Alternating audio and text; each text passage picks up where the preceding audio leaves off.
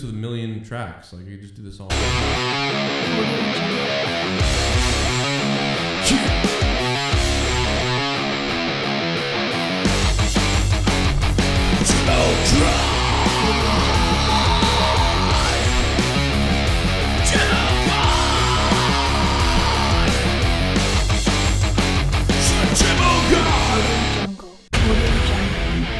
can do it with a million things.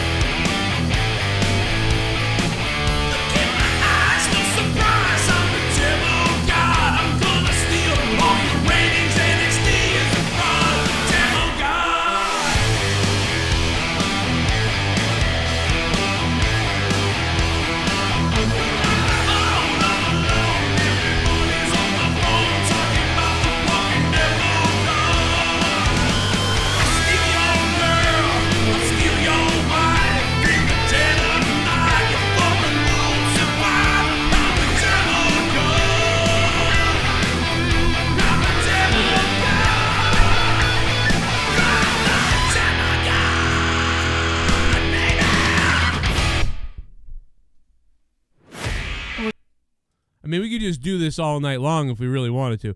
But anyway, welcome to Out of Nowhere, everybody. How's everybody doing tonight? Hope you are well. Throw the shades on. Boom, there we go. I don't know what I'm doing, man. Save your prayers for the frauds. I'm the demo god. I mean, you could do a million things. I've been sitting here just jerking around with that for like the last 30 minutes. Didn't really come up with anything solid, but I did have a lot of ideas. So, you know, someday we'll come up with the demo god song. And we'll send it to Jericho. You know what I mean? We'll see what the fucking mic stand. What is going on? I got fucking Jake muted for some reason. Because I wouldn't want him to interrupt that gold. I mean, because I'm my godly voice. Yeah, baby. Yo, there we are. You want to hear me singing?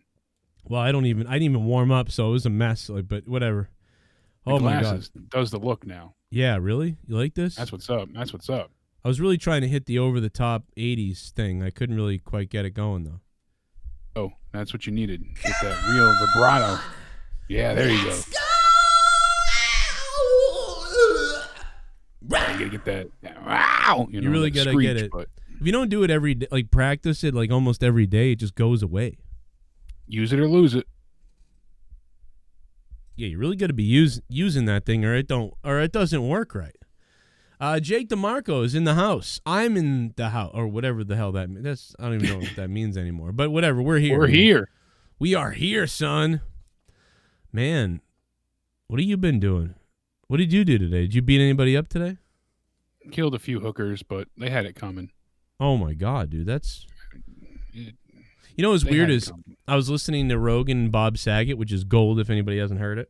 Yeah, that's something else I'm dying to listen to. Go listen to that. It's a great podcast. But the funniest thing I noticed was how Bob Saget was like, you know, it's like a boys club or whatever. And then he was like, man, I shouldn't have said that. You know, that's misogynistic. And like, you can't tell when, like he's joking a lot of times, but you can't tell when he's serious. But he's joking a lot. Yeah, because of that humor. And people think Bob Saget is this wholesome, you know, family-friendly comic, and then he's talking about fucking goats because, you know, think about getting a blowjob from a goat. Oh, no, man. As they eat tin cans. It's.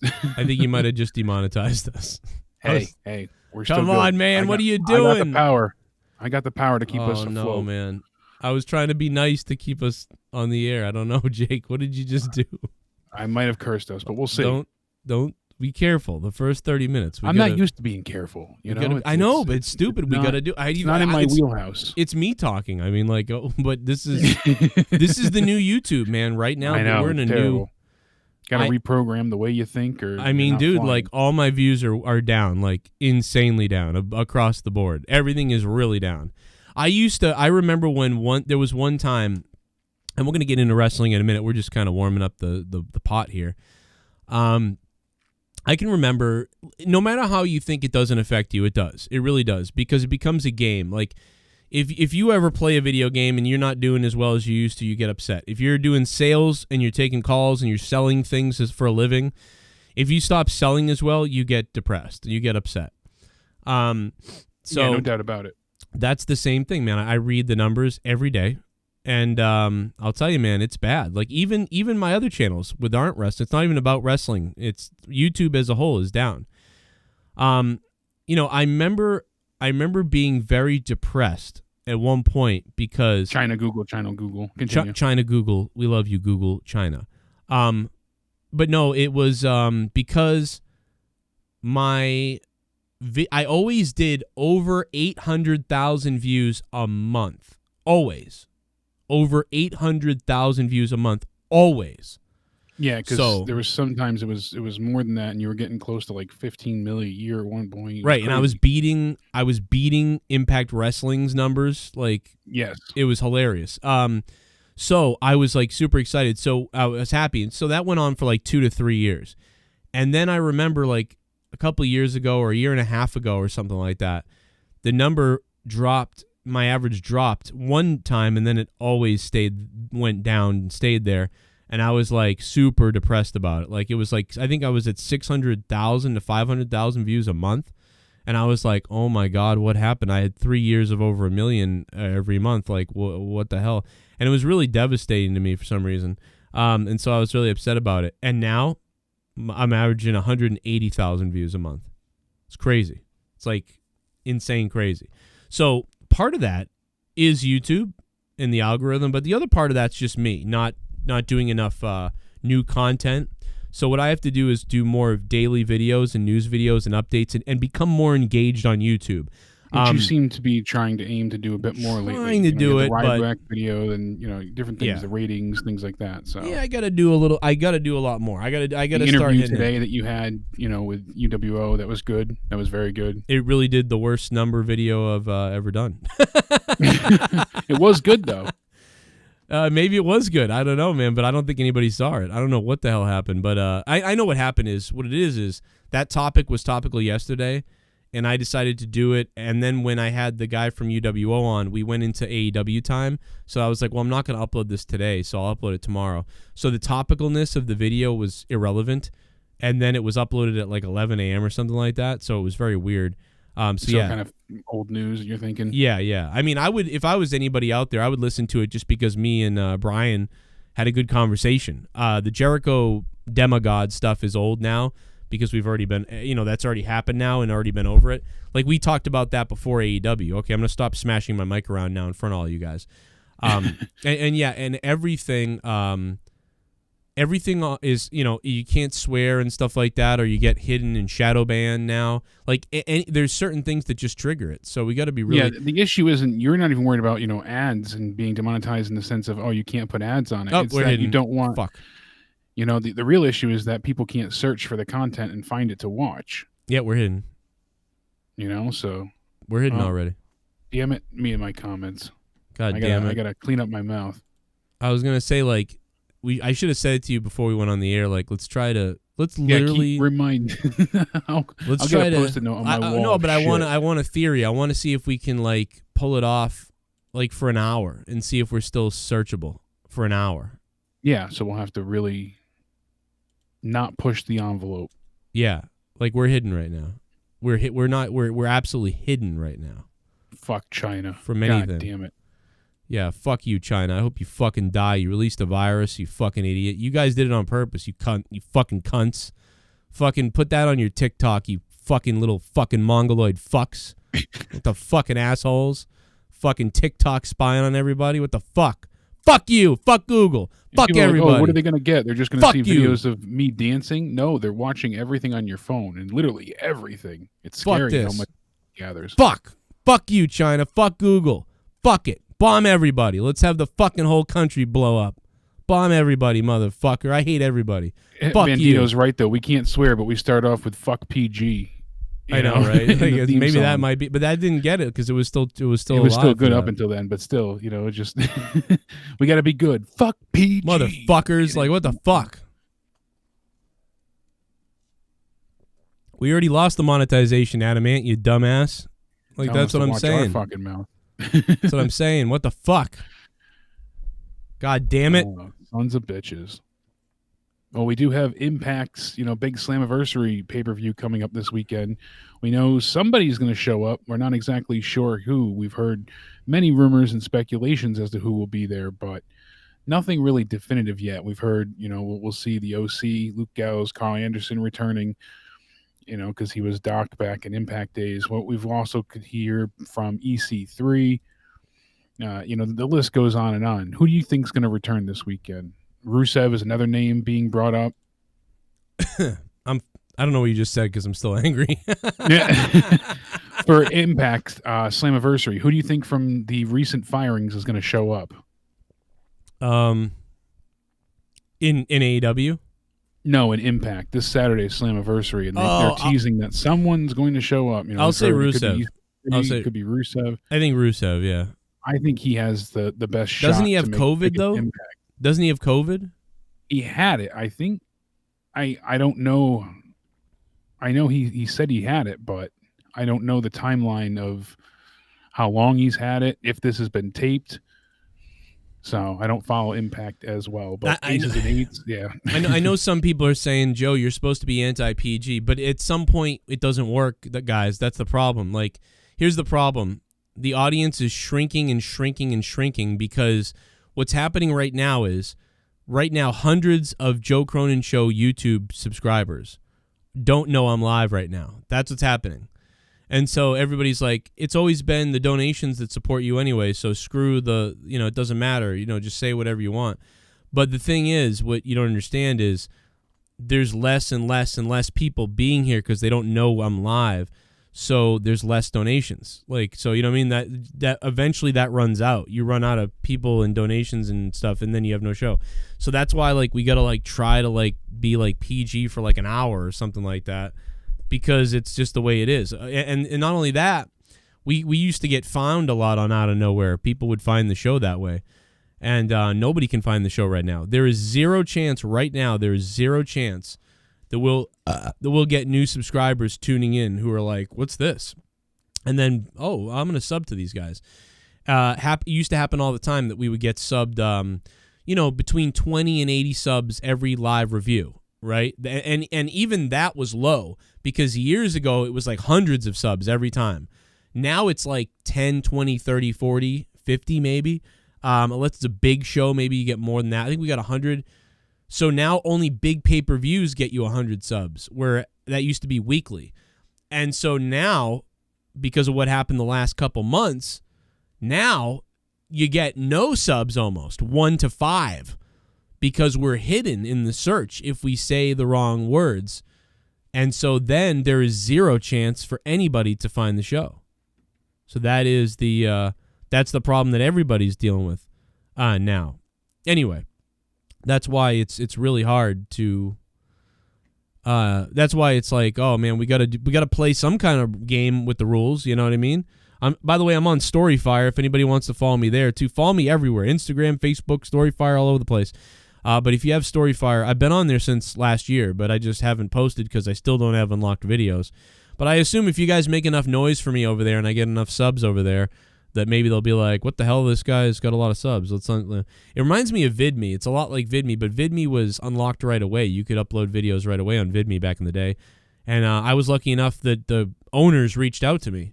So I had an in with those guys. So it really sucked that VidMe went under because we could have really started something over there, but they went under, so that sucked. But anyway, we're going to get to wrestling now. I just had to vent on all this stuff about the YouTube. And, of course, become a patron. Make sure you guys are on Patreon.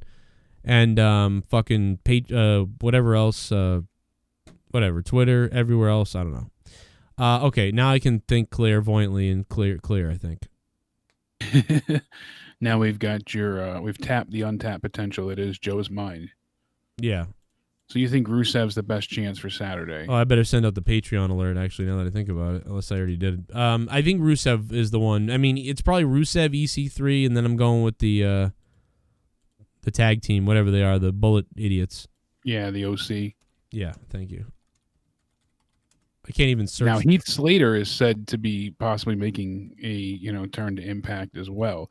He's been heavily rumored to be one of the ones heading over as well, so... Oh, that'll put some butts in the seats. Yeah, that's not a big draw. I almost wish that with what he did with Drew McIntyre, they could have made into a bigger program. Yeah. I think that would have really got people to tune in more because it was engaging. It was interesting. They have a real brotherhood and backstory. Drew and him could have put on a hell of a story, with a show with at least a good story, I think, compared to what we're getting with Dolph Ziggler right now. So, yeah, I would have rather that. That all of a sudden became interesting, and that's the thing is like you didn't even realize you're going to feel that way, but for some reason I was interested in that, and then it's just over, and there's no way to ever recover that because they'll never understand that, they'll never believe it, they'll never go back to it. It's just you took it out of its nest. That's it. You can't put it back in. Maybe it was only a few people too. Maybe it was just a certain group of us that thought that's great. I don't know because that seemed to go over well on Twitter.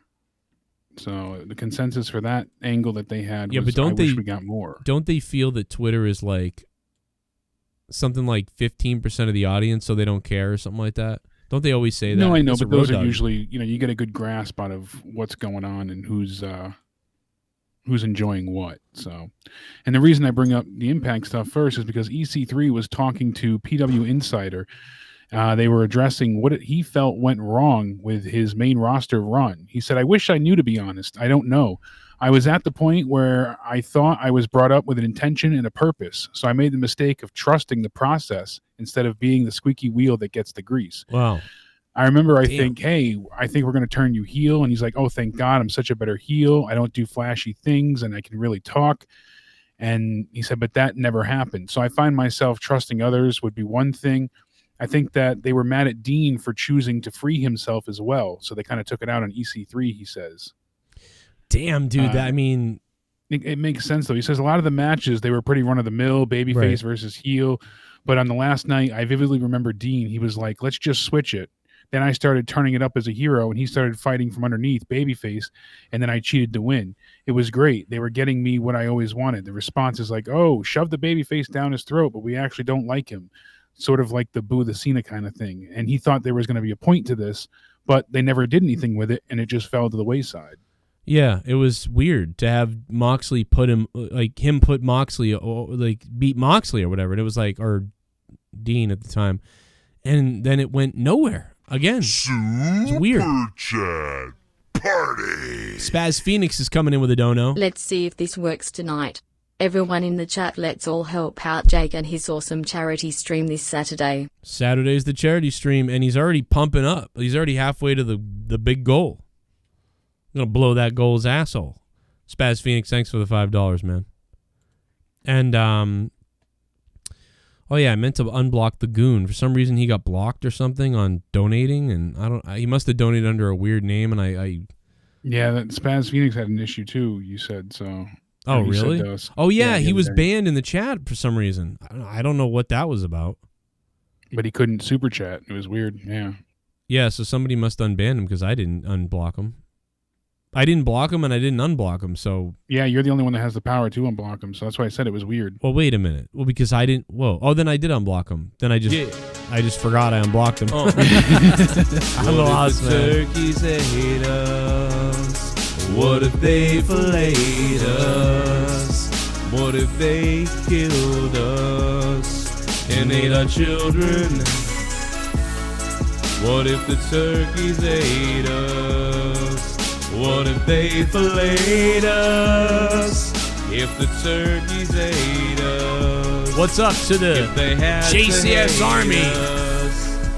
Amanda Carmen is the queen of the wheel. Instead, the turkeys ate us. They gobbled us apart. But first they'd eat our nuts, and then they'd eat our butts. The turkeys ate us. What if the turkeys ate us? The Soundwave 92. What if the turkeys ate us?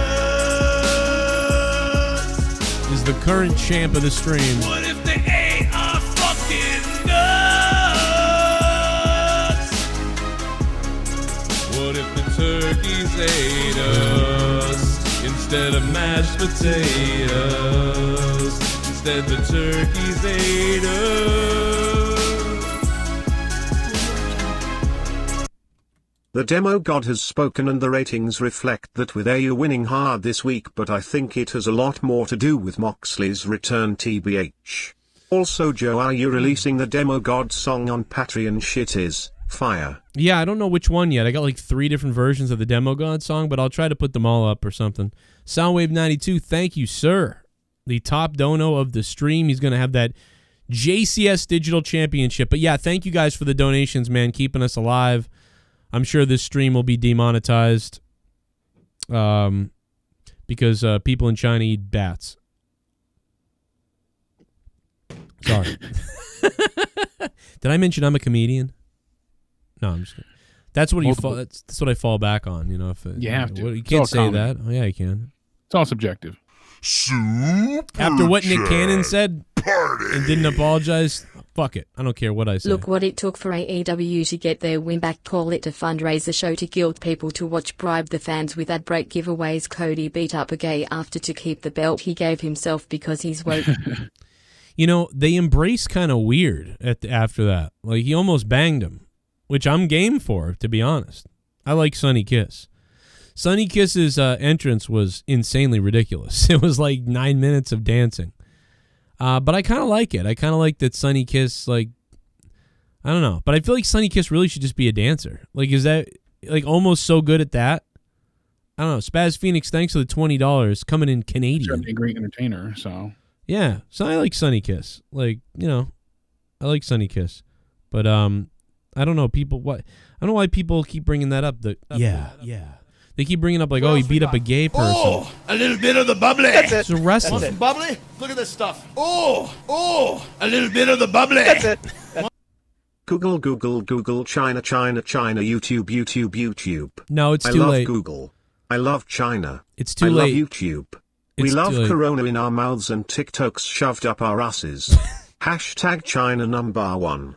Oh, no. It doesn't matter, Soundwave. We're already hidden. We're already shadow banned, dude. Jake said, like, fuck balls and something else, and that did it. I'm telling you, that's what it was. Something else, yeah. Something about killing hookers. Yes, that's what it was. Hookers and fuck balls and piss, and you said all kinds of stuff, and I was like, oh, no, there goes. Super chat party. Supposedly the original plan for Drew and Dolph Sunday was that Dolph's chosen stipulation would be a Royal Rumble match with Drew at 1 and Dolph at 30 LOL. Who gives a shit about that? The original plan was Sunday was Dolph chose stipulation of a Royal Rumble match. Oh, I see what you're saying now. Yeah, so he'd be number 1 and have to take out 30 guys in order, or 29. Oh 20, my whatever, God. to get to Dolph again, and then when he got to Dolph, they would beat him for the title. That would be so moronically just retarded. That is hilarious, though. I don't know why, dude. Oh my God, that's a great idea. I think that would be total madness. Oh my God, dude, Oh my I'm gonna God. die. That's the funniest fucking thing I've ever heard, dude. Super chat party. Joe moved to PORN hub.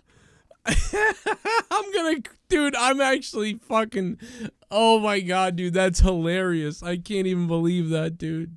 Jay Giles, what's up, Jay Giles? How you doing, man? $1.99 super chat. Thank you, Jay. Yeah, I already am on Pornhub. Joe Cronin Shoke. Instead of a W, put a Q in. Joe Cronin Shoke. I'm on there. It'd be amazing when we do a podcast over there. We're on the welcome to Pornhub.com. This is.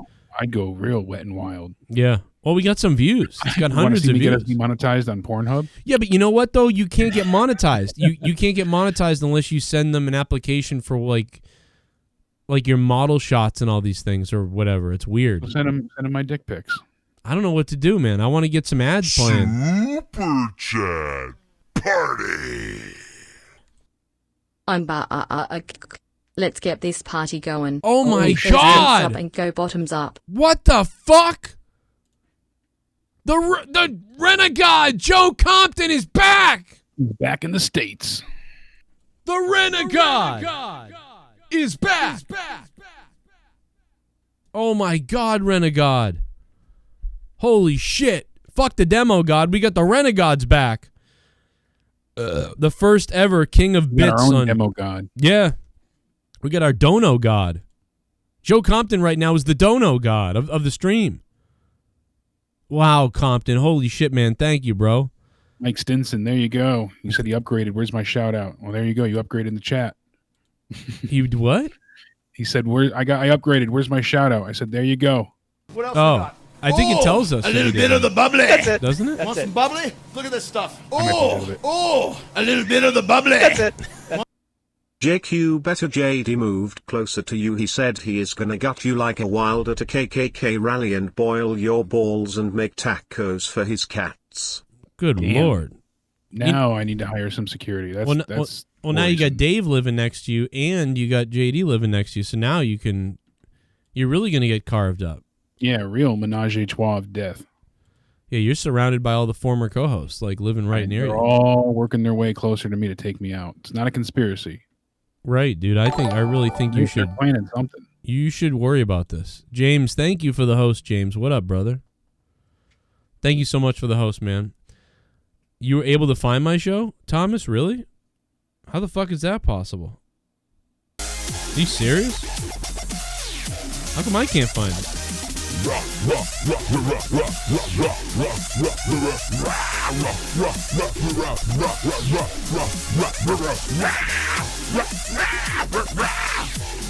I can find my show. You can't find that I'm live, though. How many times does Debe have to get rewritten into the storyline between your mom and a cantaloupe before Tommy North Carolina 69 gets mud-fucked in a whorehouse? Oh. Damn. Oh, my God. Oh, my God, dude. Shut up, you filthy animal. Psych ward patient. Thank you, psych ward patient, for the donation, man. What up? That was You think Tommy devastating. sampled Ashley's flavors? Oh, yeah, dude. Without even inadvertently, for sure.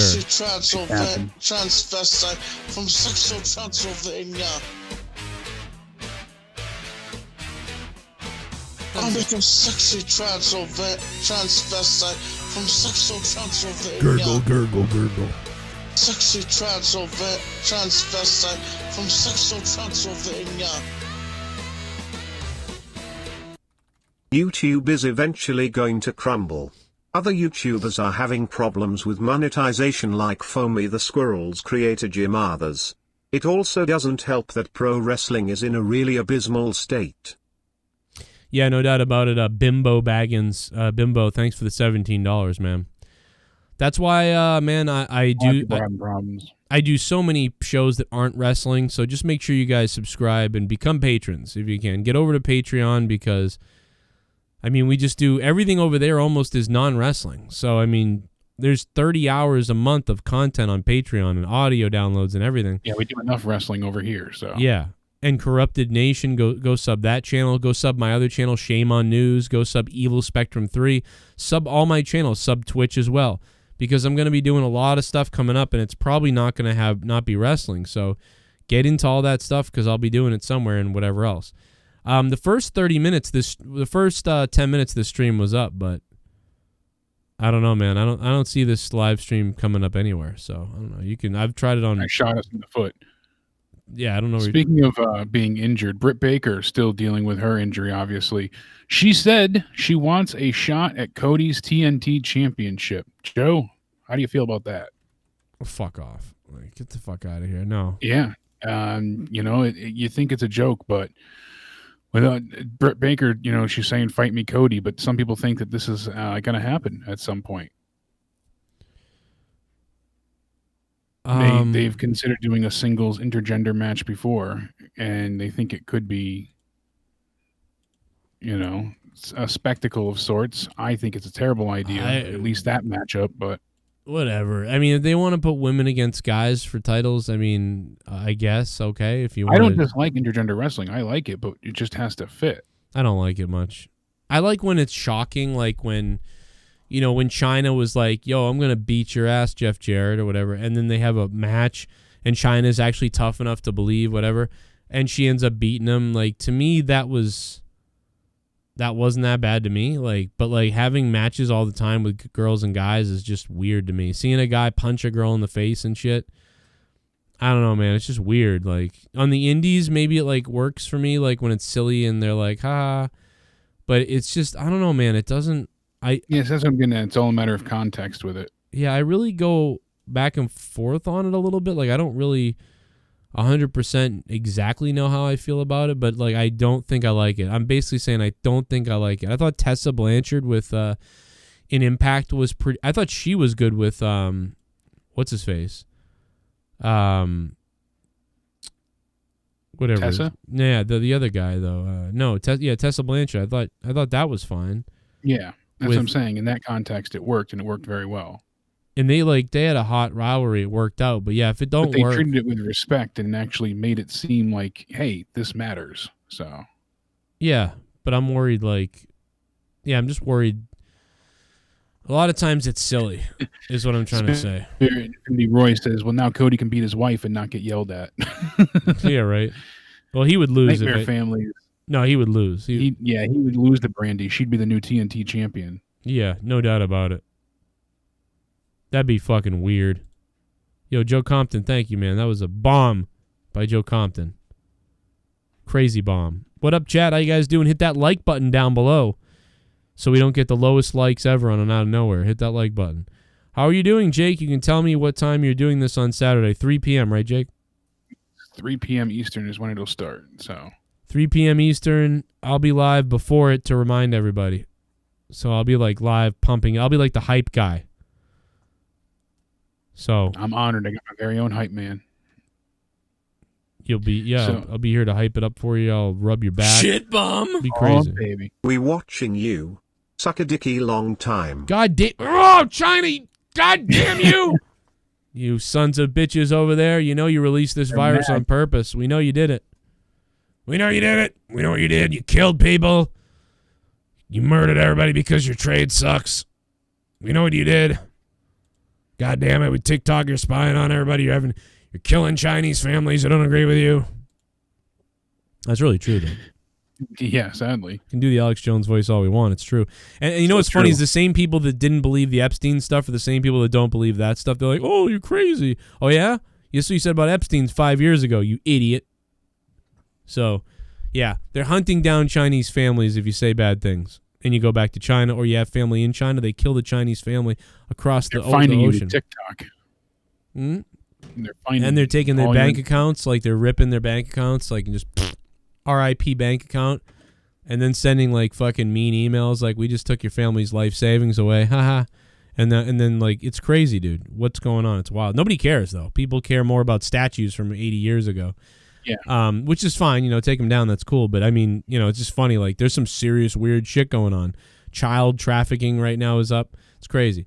Anyway, so what else was there? I'm sorry. So can we talk about the ratings here because they've struck back. Beats NXT this week, and we saw Showbuzz Daily report that AEW Dynamite brought in an overnight 2-hour average of 788,000 viewers. NXT drew far less, 150,000 less, actually, at 631,000 viewers.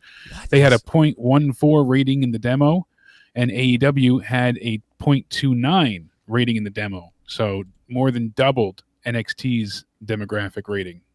What the hell do you think the reason is for these two trading these weird rating amounts? Like, it's very strange. It's almost like every couple weeks or something, every so often, like somewhere between 100 to 200,000 people get bored of one of the shows, and they don't jump to the other show, but they just go missing.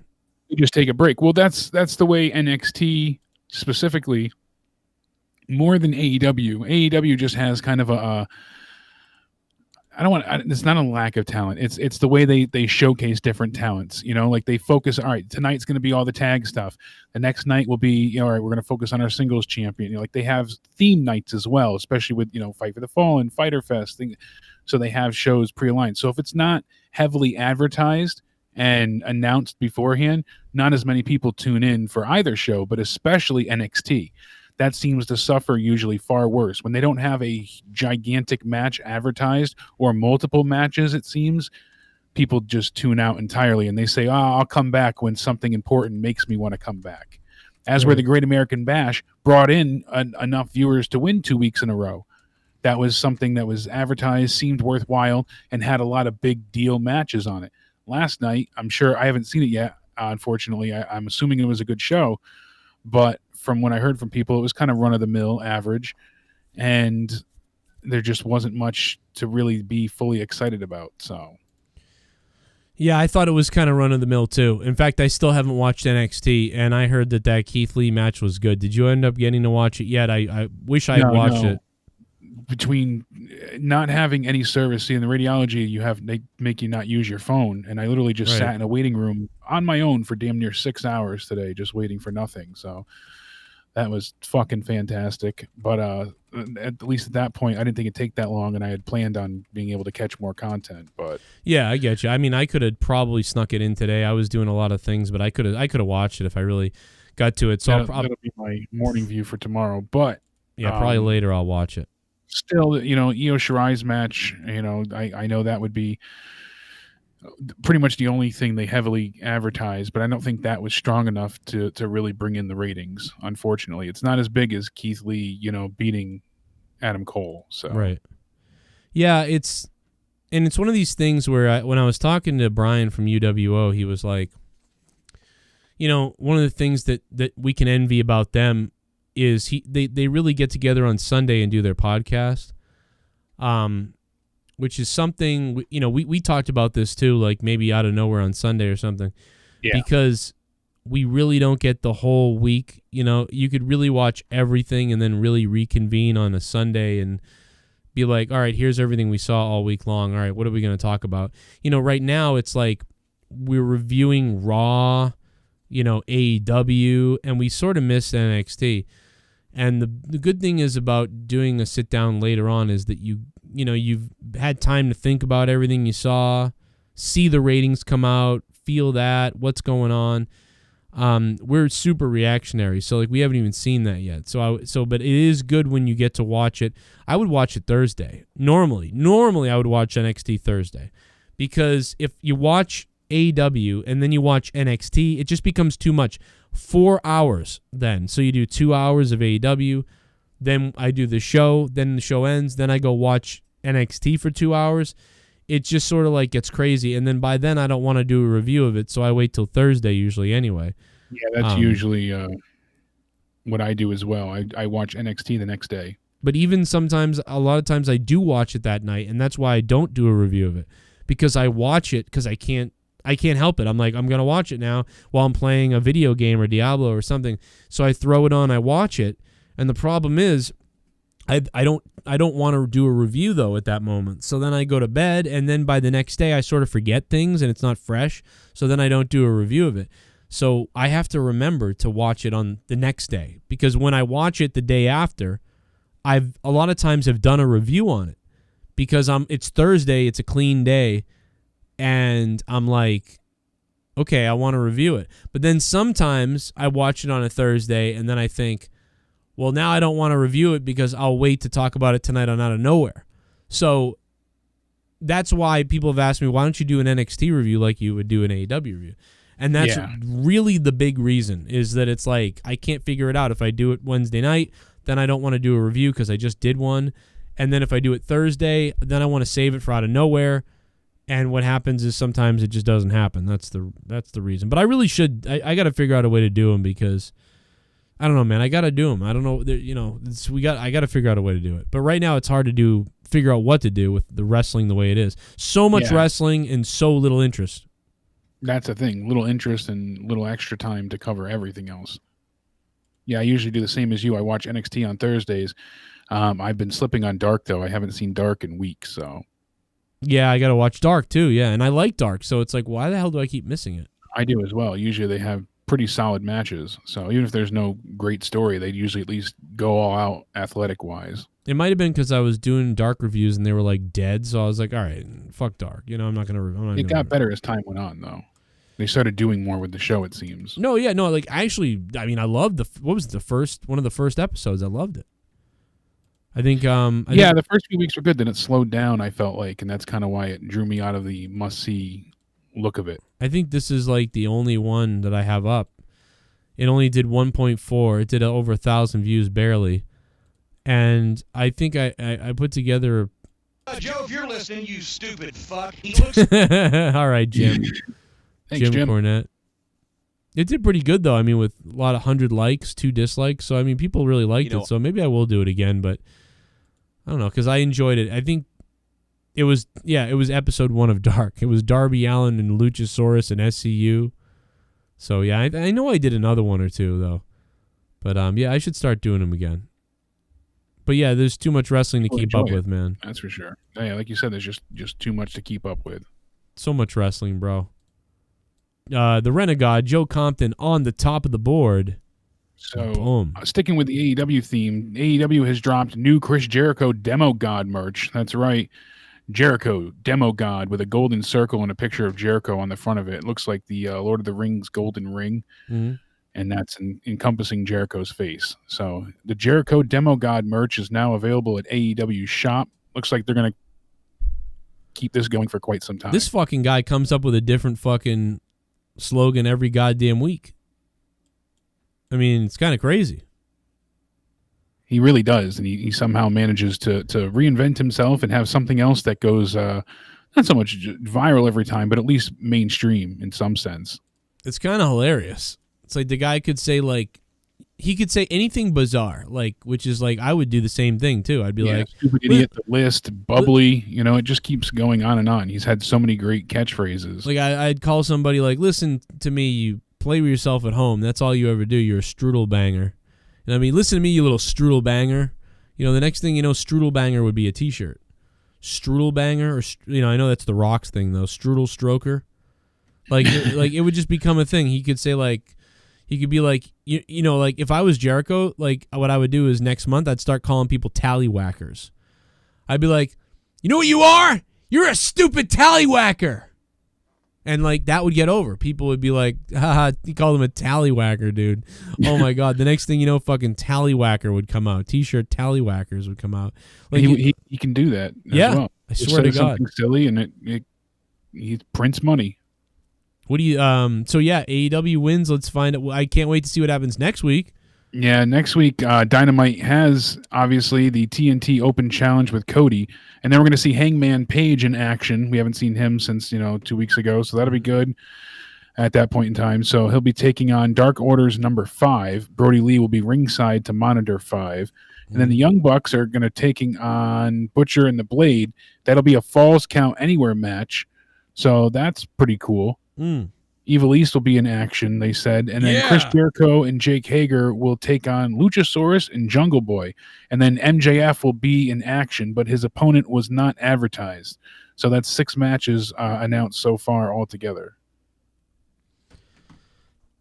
DDP said that he had COVID-19 and it really knocked him down on his ass, and him and his wife.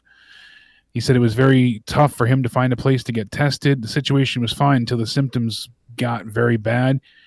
He said trying to sleep was next to impossible. I felt super weak. For me, my voice got even more and more raspier than usual. I felt like Big Show had a hold on my back. It was so painful. This went on for days. I was dreading going to bed because that's where I would have the most pain in my back.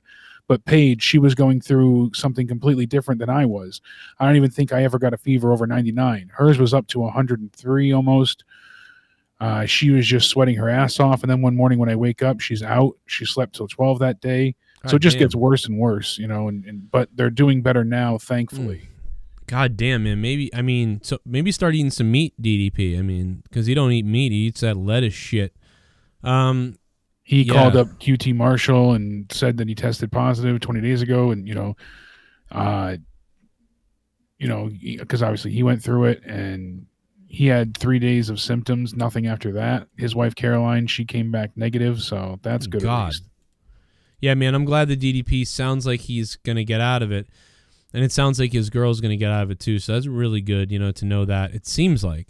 Yeah, it seems that way. And then Dax Harwood revealed a little bit about FTR's current AEW deal. He went ahead and, according to Wrestling Inc., he had an interview there, and he said, the only restrictions we have right now is the pandemic. You know, Tony trusts us, and what we have is a handshake deal. So he basically goes on to say that they're making a good amount of money, and the only limits they have right now for them is the coronavirus. You know, they obviously can't go out and fight other people that they wanted to. They said they had plans to go and take on other teams, and they still look forward to that happening. But unfortunately, things are very limited right now because of the pandemic. So when that happens, but they're very happy, and they have a good amount of trust with Tony. And they said, we've had a lot of conversations with a lot of different guys. Cash and myself are extremely excited about the opportunities we have in front of us here. So they sound very happy at this point, obviously. I mean, they have the freedom to create matches and tag team wrestling that they've really wanted to create. Guys, Storyfire's hot. I've been there for a year, but I just decided to get active back in March, and I'm active again. So we want to get pumping over there. If you don't follow me on Twitter, or you want to follow me on Twitter, follow me on Storyfire, because I can post just like I can on Twitter on Storyfire, and probably won't get banned like I usually do. So if you want to get really wet and wild, download the Storyfire app, or if you already have it, just go subscribe to me, Joe Cronin Show, on Storyfire, like 28 other people have since I started pushing it today. Go on over there. Let's see if we can get to 100 subscribers on Storyfire. That would be badass, man. Come give me some love over there, and that would be great. And maybe we can unlock being able to do videos and things like that on Storyfire, the app.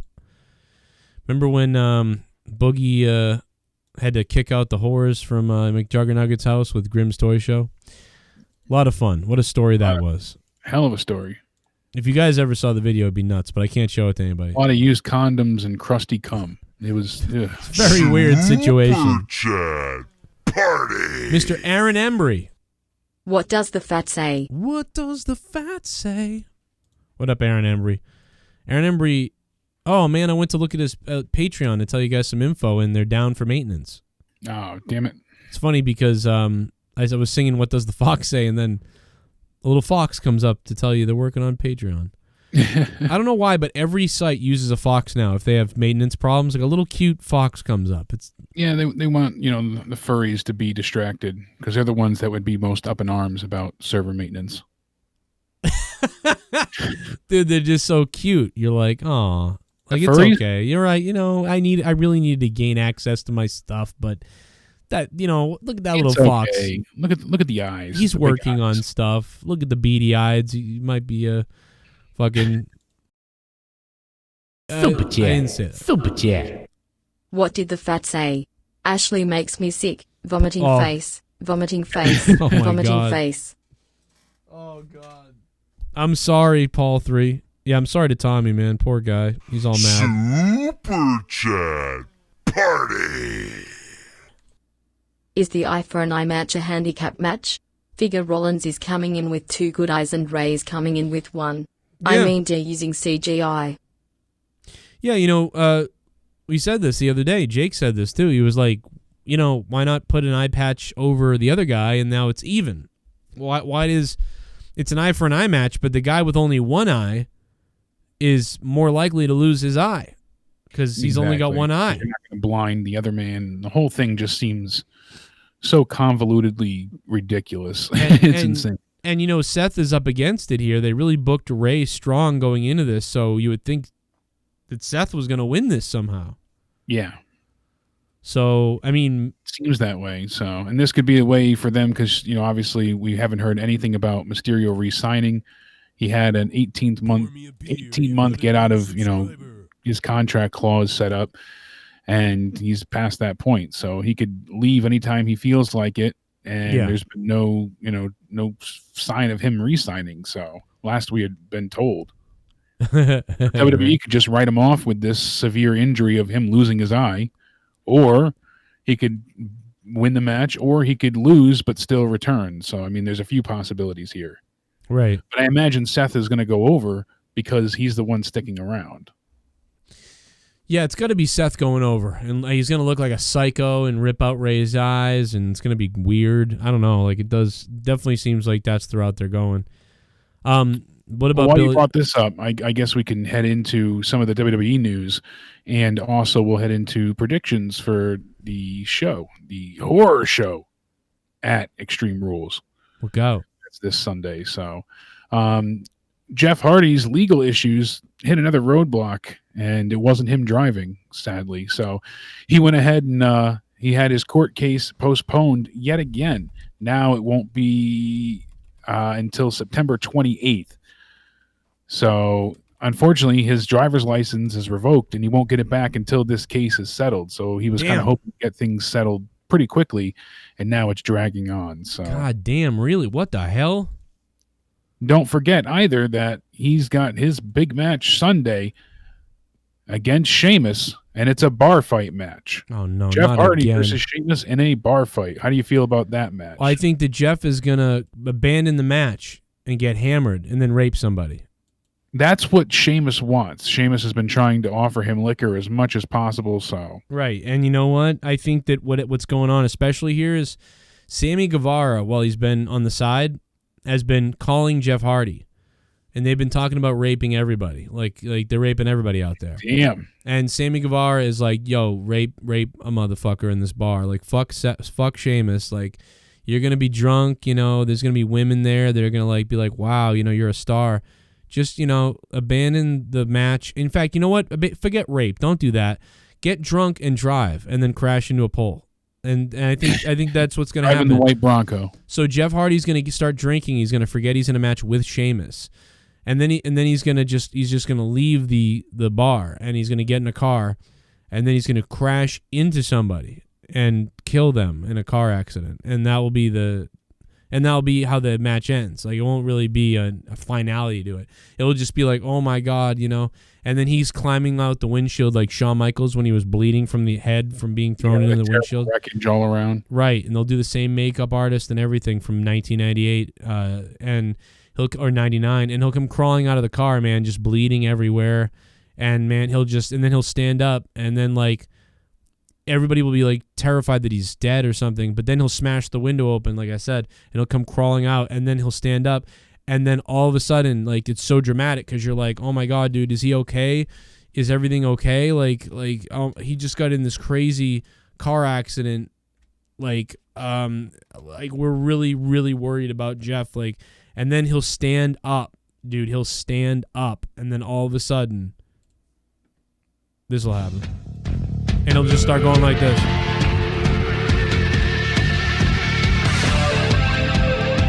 And then he'll do that stupid clap thing he does too. Yeah, then he'll do that, and then it'll like be like, it was a joke, we got you, and like they'll zoom in on his face, and then he'll wink, and his eyelids will be painted funny, and that'll be the end of it, and it'll be like, what do we just see right now? We just saw Sheamus.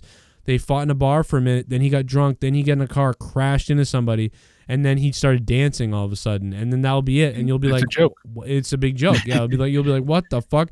And it will just be all done just to make you go, what the fuck? And so later on when they do the eye thing where they pull out the eye, that will be so much more serious. Well, fuck me. I don't know where you go with that. I don't know. I think Jeff Hardy wins because he lost last time to Sheamus. They're going to utilize the bar for Hardy to get the upper hand here. He'll jump and do a swanton off the bar itself. And this will be their penultimate match because we'll have them have the rubber match next, since they will each have one win after this is over. So it will conclude at SummerSlam. That's my guess. Let's go over this, Jake. We gotta start estimating how many dummy work sugar glass bottles do they break in this bar? Over. I'm gonna say at least 12 bottles broken. You're gonna say 12? Yes. Wow, 12. Somebody's going to get thrown into something that's going to break as well. And they're going to throw and break over each other. We got to be able to sort of count, right? So like we got to go with like thrown bottles that smash and smash bottles on head. All right? So let's stick to that. Thrown. Yeah, like if you get thrown into purposely a smashed, wall, not thrown into it. So purposely smashed. All right, then forget it. I'm going to stay with 12. I'm going to stay. Wow. It's shocking to me. I'm gonna go with 4. All right, plus or minus 2, I'll give you. All right, I'll go 4 bottles, like one, like maybe bashed in the head.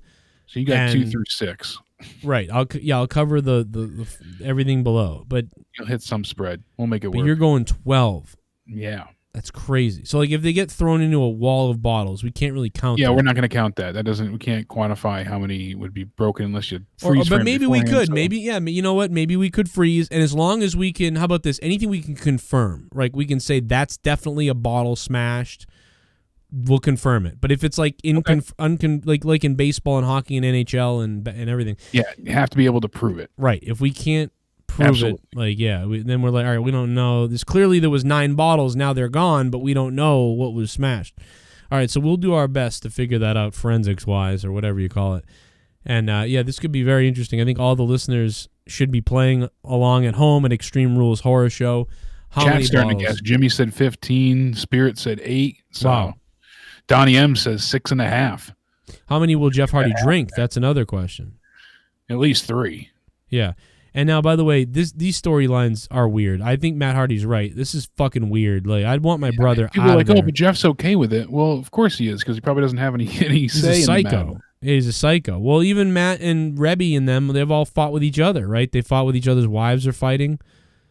Like they've been arguing. The wives aren't talking. They're like, because Rebby was like, why don't you kill somebody on the way home or whatever. Yeah, then, she really went in on him. So. And then Jeff's wife was like, fuck you or whatever. Yeah, like, mind your business kind of attitude. And then Rebby was like, no, fuck you. Like, our kids play on the same fucking street or whatever as your, and then they got in a big fight or whatever. So, I don't know, man, like, but I'm sure that Matt and Rebby seem to be concerned about Jeff. And they've been showing it for a while. And Beth and Jeff have been kind of like, let's pretend this isn't here. We're dealing with it, but let's kind of just deal with it. We just deal with this all the time.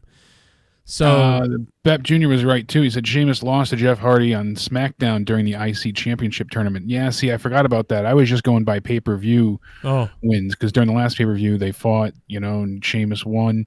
So this actually could be their final match then as well. I mean, this is they each have 1 win in this current feud. Yeah. So still, I'm going to say Jeff Hardy wins then.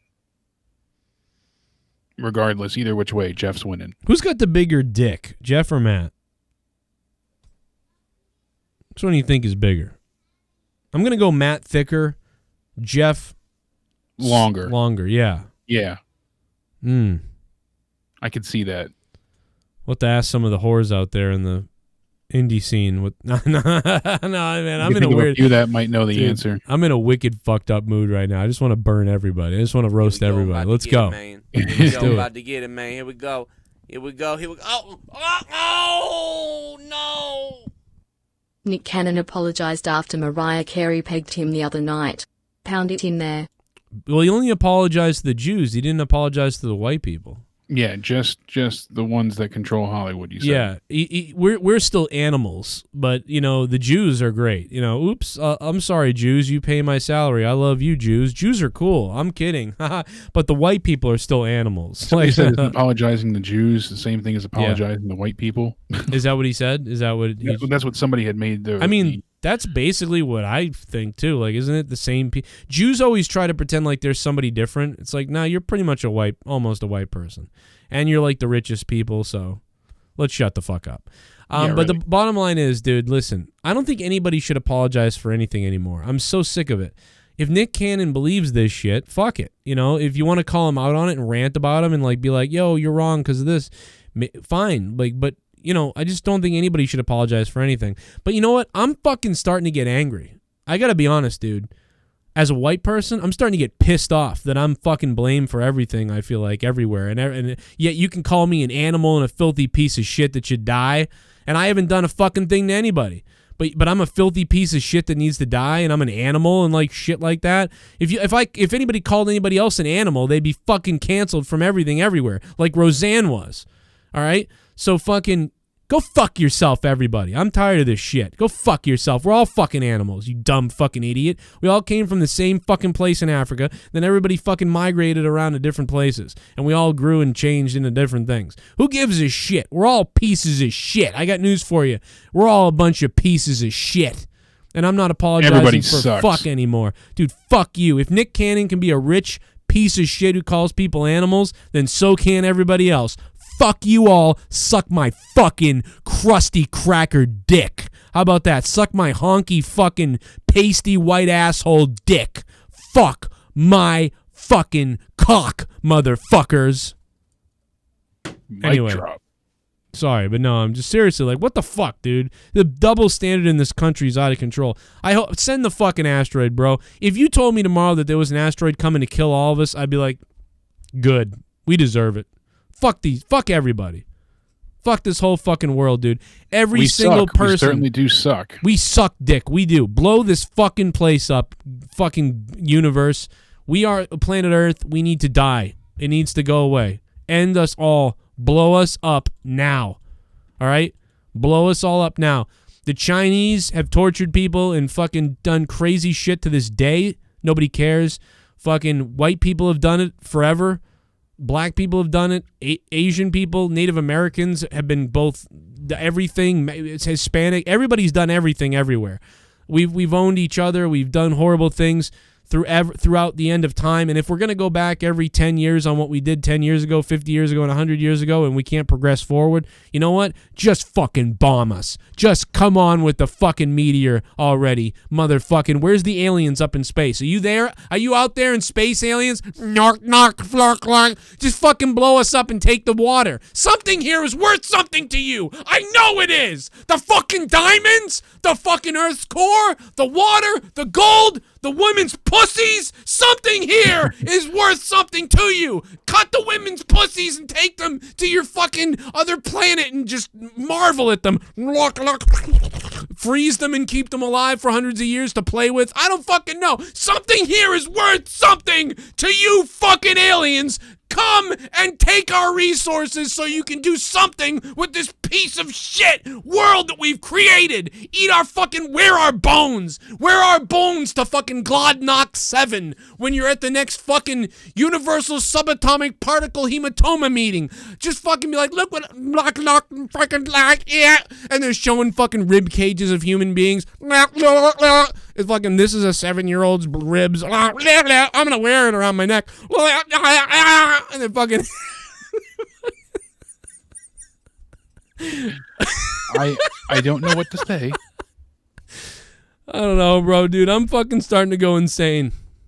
I think the quarantine has gotten to your brain. Other people are out shooting each other over the dumbest shit and losing their minds that way. I'm losing it this way. This is how I'm gonna flip the fuck out, bro. I'm guessing that's probably a fact at this point, that your brain's just had enough isolation time.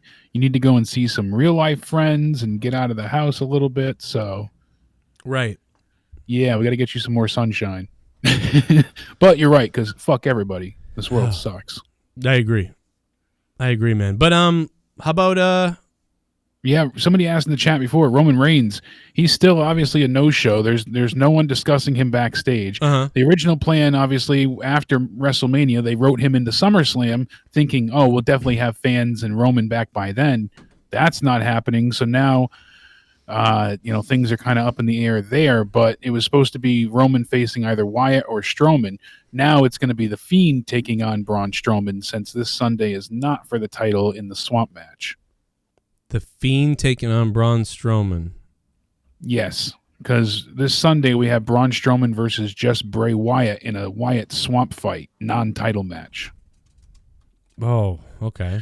So I think Braun is going to win again, since he beat Bray last time. He'll beat Bray again, and that's when The Fiend is finally going to face Braun, and that'll be at SummerSlam.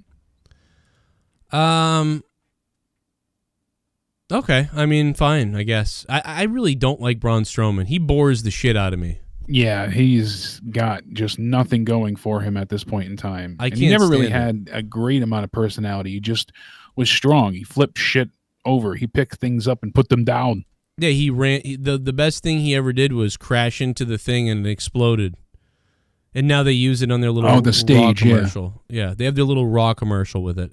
Yep, because the pyro, the way it was perfectly timed. It was a great shot, but yeah, I almost don't care, man. I'm kind of like, let's see the match. I don't care about anything else.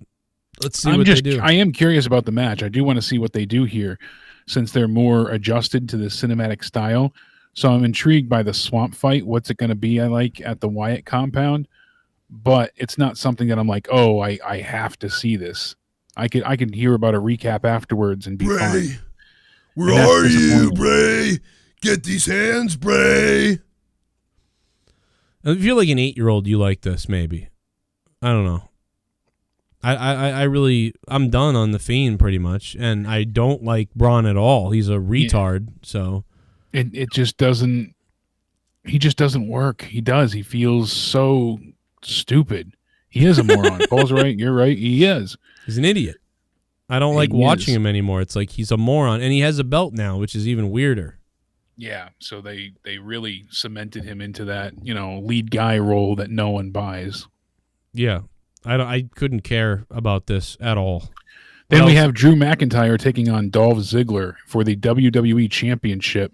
Dolph has about as much chance as I do to go to the moon tomorrow. So, not happening. Dolph's not winning.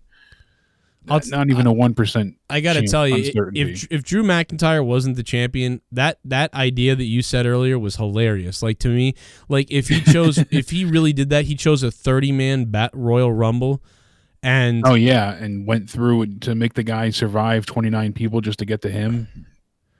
That would be that's a crazy idea, but that's hilarious. Like Drew has to battle through all these people. Now, if Drew wins, he looks awesome, so it's kind of cool, but it's like ridiculous too at the same time. But yeah, because they've already had the Rumble, but I could see Drew does make it to the end, and then a guy distracts him who got eliminated, and then Dolph is able to eliminate him and wins the belt, and then Drew. That would be so shitty, though. But no one wants Dolph as champion. But I could also see that then he wins the belt right back.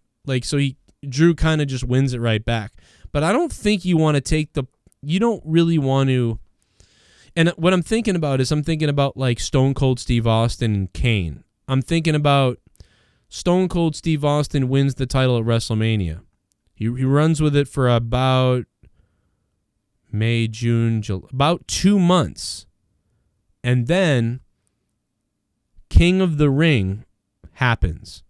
And at King of the Ring, in a first blood match against Kane, which was the dumbest thing ever because Kane was fully clothed and had a mask on. So if he ever was to bleed, you wouldn't know it really, unless you ripped him unless open. He was pouring. And he also said that he was going to set himself on fire if he lost. So. Yeah. I will set myself on fire. I remember that, yeah. So Stone Cold, for some reason, agrees to this match while the guy's fully clothed and fully covered and wears a mask. And then, I think Undertaker comes out, hits Austin by accident, or somebody does, and he bleeds and he loses the belt. I believe the very next night on Raw, he wins the belt back from Kane. I think so. It's either the next night or the next week.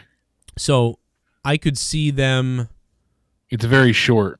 I thought it was a 6-day reign, but you could be right. I swear it was the next night, but you're probably right. It shows you that they have done this before and it has worked out.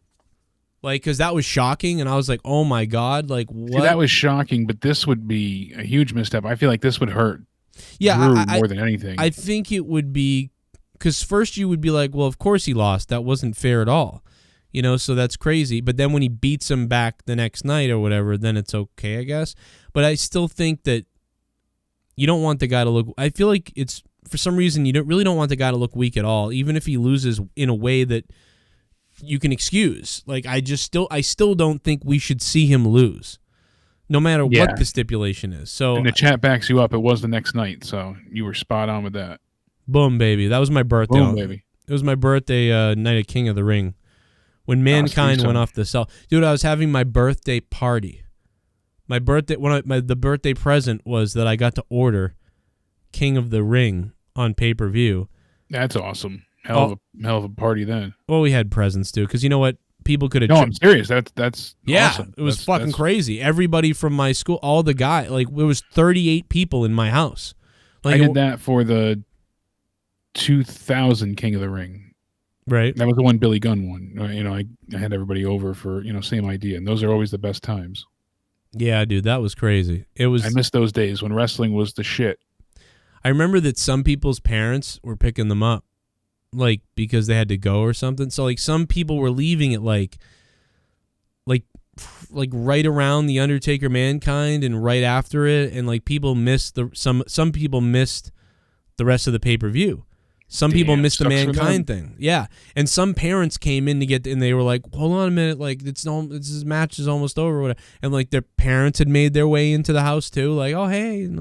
And like fucking Mankind's getting thrown off the fucking cell and everyone saw it. Like, what the fuck are you watching? Like, what is this? Like, it was crazy. Oh, yeah. Especially because, we're so desensitized to it now. But when that happened, that was... Yeah, dude. We thought when JR said he was dead. When JR said they killed him, like that's what we thought. Like we were like, oh my God, we just saw this guy die.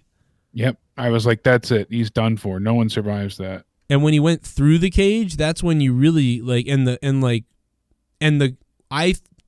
the ground didn't break, like maybe you thought like the floor would give way when there was no pad or anything. It was like this guy just went up and down through a cage and then came crashing down on his back. Like the whiplash from that and everything else, which I believe that's the one that hurt him. I think the throw off the cage was the easy one. Because you get thrown off a cage, you turn your body, you land back first, you go through a table that like kind of breaks your fall and then you crush into it.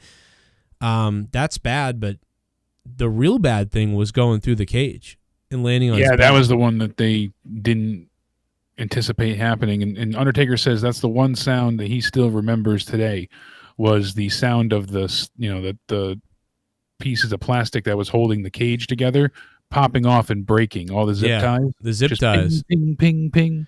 I still to this day can't believe they didn't expect. It really felt like they knew exactly what they were doing there. It felt like they knew exactly where they positioned themselves because they positioned themselves in the middle of the cage. Yeah. And it felt like they knew he was going to go through the cage. Like I know that they say now, they're like, oh, we did not know that one was going to happen. How the fuck? Like, because the Undertaker what were you expecting? and the way that, like, Mankind doesn't jump up, Mick Foley doesn't jump up for the chokeslam, he kind of just falls backwards. So that, like, makes me also think that, like, he knew that he was going to go through the cage because he was positioning he didn't himself. want extra height. Yeah, don't jump up and then go down because then you could start spinning and break your neck. But if you go straight backwards and break through and fall straight, so like, I don't know, man. I almost don't believe him. I almost think that they're still working kayfabe to keep it kind of, you know what I mean? Like, wow, it fuck. Makes sense like, what you're saying. It does. It's a bit of a coincidence. So. I really think that they're keeping kayfabe with that they're trying to, like, keep some kind of like, wow, that's crazy. So I don't blame them for that, and I like that, by the way, but I don't believe them. I think they knew exactly what they were doing there because there's no way you get up there and like, oh, the zip tie, we didn't know the zip ties would hold the 300-something pound guy. And they positioned it and everything. They like set it up and like he took the chokeslam bizarre. He didn't jump at all. I don't know, man. It was just seemed especially like where he went back on too. He angled himself. You could see he kind of checks it beforehand, and when he goes back, he hits that certain sweet spot where it's already weakened. Right.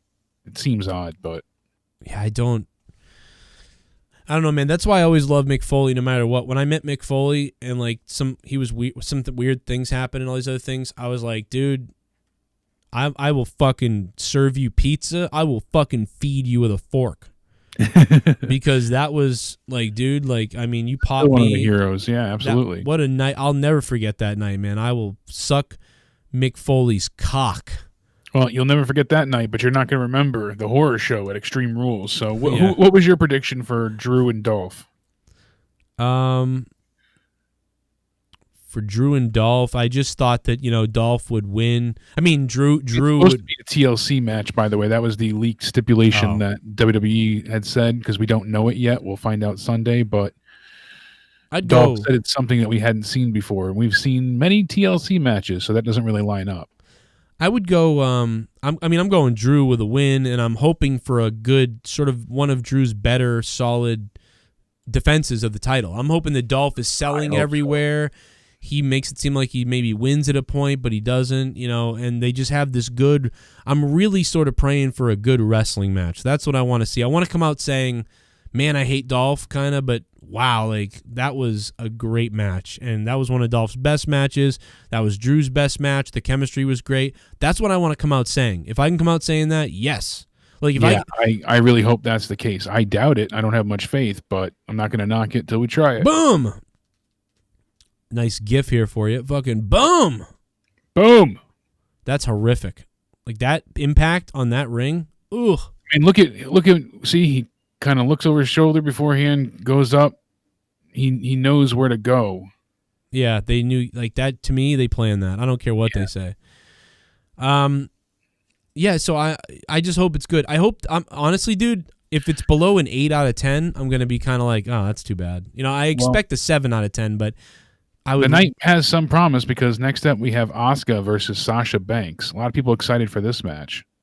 Yes, I really hope that this can hit because unfortunately, Sasha Banks hasn't been her impressive self recently. I mean, she's been okay with some of the tag stuff, but it hasn't been her usual next level, bring it all out. She's Sasha also Banks. Never connected on the main roster, ever. Every time she has a match. She really hasn't. All these NXT matches she had that were great, and it never comes together on the main roster for her. So please let this match be like Women's Match of the Year main roster. Like, please. Can we please get that? Especially because we have Bayley versus Nikki Cross going on before it. And I think that could be good, but Asuka and Sasha Banks should, knock the roof off of the building. Technically, on paper anyways, with those two, Asuka and Sasha really seems like it could be match of the night. Right. Yeah, no, that could be really good. I wouldn't bet on it because of how Sasha has her matches have not, unfortunately, lived up to what I've seen her do in NXT on the main roster. Not in many years. I hope it does, though, man. I hope this is the one that people go, whoa, that was good. I hope, please.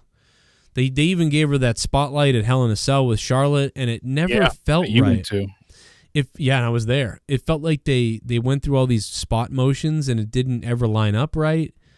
It was just flat. Super Chat Party. Yo, Spaz Phoenix. Put all the POCs in WWE in a big battle royal, then get Trump to ref. Spaz Phoenix, that'd be funny, man.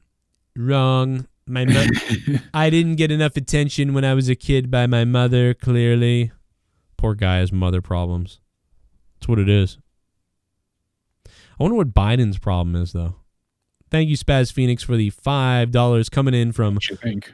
Oh, Canada, our home and native land.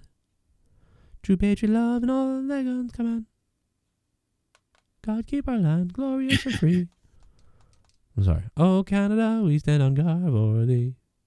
So, who do you think is going to win? I keep going back and forth here. Damn it. I think Sasha Banks is going to beat Asuka. Whoa. And I know that's out of left field, crazy, probably not going to happen, but the story they could set up here, because they're not having Bayley and Sasha turn yet, and they've been on every show, with them both being double champs, I think that could really tell a great story for when they do eventually split. What if Bayley comes out, gives her a titty twister, and then she beats Asuka?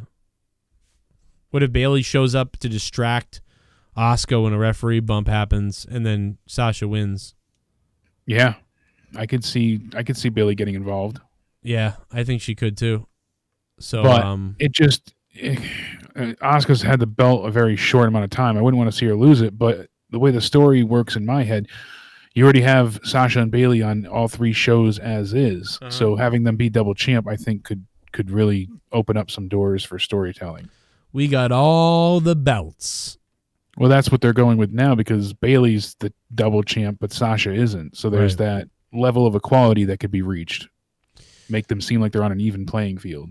Yeah, I think that's very possible too. I feel like the better pick is Asuka, but I feel like the more intriguing thing is Sasha winning. But yeah, I mean the only other thing that because it would suck to see Asuka lose this early on in her title reign. Yeah, but she did just get handed the belt too, so it's kind of stupid anyway. Like in a way, she won the briefcase, but still, that she didn't have to cash it in. So I don't really believe this either, but I'm gonna do it. I'm gonna say Sasha Banks wins. I think it's just a fun option. Likely, Asuka will win clean, and that'll be the end of it. But yeah, Bayley, Nikki Cross, I think that's pretty straightforward. I think we'll get a decent match here. Nothing barn burning. Bayley retains. That's my guess. Same thing. What if would it be funny if Bayley interfered and Sasha won, and then Sasha interfered and Bayley won, and that was what they both cheated? Yeah, and that's I could see them doing that since they're already the women's tag champs as well. So yeah, I could see them helping each other. Now Bayley retains, so now Asuka's going to be taken out by Bayley. Absolutely.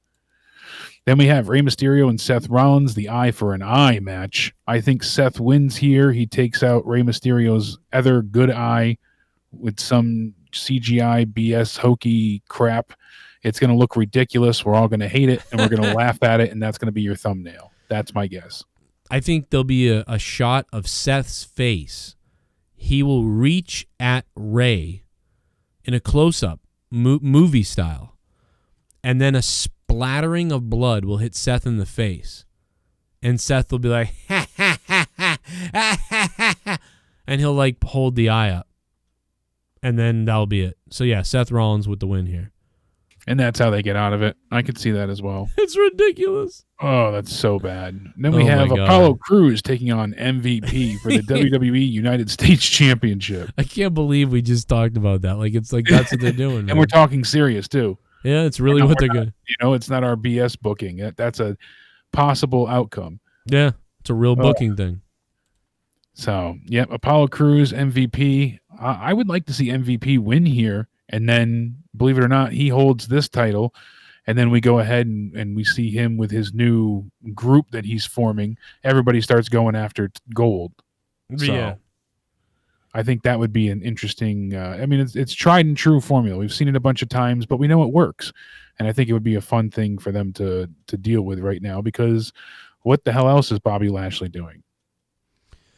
Yeah, I mean, they got to do something with it. And MVP's doing good, man. Bobby Lashley is whatever, but yeah. So MVP wins this. He already is carrying around the new U.S. title.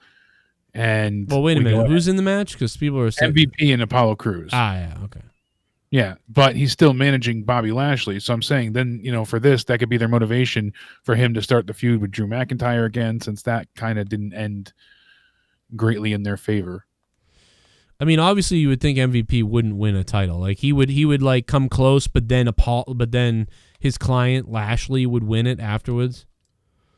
I mean, like that's what I would think, is that MVP wouldn't win, but Lashley will step up then, and then he will win, and that'll make them the heels, like more than what they are or whatever. I don't know. To me, that's what they would do. I don't understand MVP winning the belt when he's managing Bobby Lashley. It would just be, in my mind, a driver, like a motivator. So now I'm the champion. We're going to make you a champion as well. Well, what if... Well, I mean, you might be right. But then really MVP becomes the guy, the star, the real guy. I mean, and then Bobby Lashley kind of just becomes his lackey. But I can see what if MVP won it and then gave it to Bobby Lashley? He could do that. I could see that. I could see that happening. I won this, and now you're going to carry it. And yeah, I could see them doing that too. But no, I really would go with MVP loses, and then Bobby Lashley takes over the feud. Yeah. Sadly, Bobby Lashley is worth so much more than a U.S. title feud. But and also this allows Apollo Crews to be built a little bit, because he just got the goddamn thing. Yeah. So it allows Apollo Crews to be built a little bit, get a win, but he's still in a feud with this stable.